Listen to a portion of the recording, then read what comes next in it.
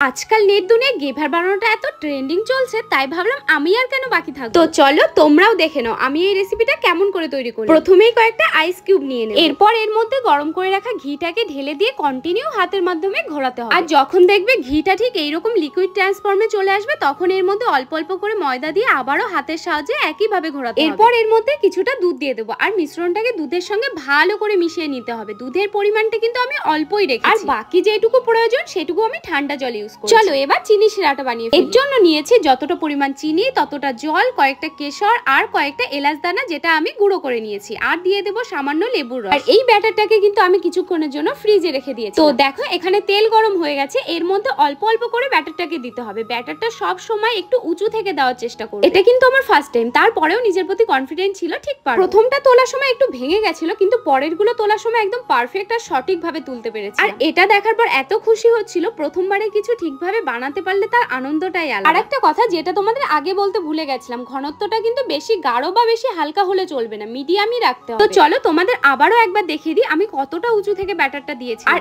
একদমই অল্প অল্প করে দেওয়ার চেষ্টা করেছি। তো দেখো ফাইনালি গেভার কিন্তু রেডি হয়ে গেছে। এবার এটার উপর চিনির সেরা আর রাবড়িটা দিয়ে, রাবড়িটা কিন্তু আমার আগে থেকেই রেডি করা ছিল। এবার একটু ভেঙে দেখাই, দেখো কত সুন্দর হয়েছে দেখতে। প্রথমবারেই এত ভালো হবে আমি নিজেই ভাবি। বিশ্বাস করো একদমই সহজ, শুধু প্রত্যেকটা স্টেপ ফলো করে একদিন বানিয়ে দেখো, একদম পারফেক্ট হবে। আর টেস্ট যারা এটার সঙ্গে পরিচিত তারা তো জানোই, আমার প্রথমবার কিন্তু ভাই জাস্ট অন্য লেভেলে। আমি যতবার ডিজার্ট বানিয়েছি তার মধ্যে এটা অসাধারণ ছিল আর ইন্টারেস্টিংও।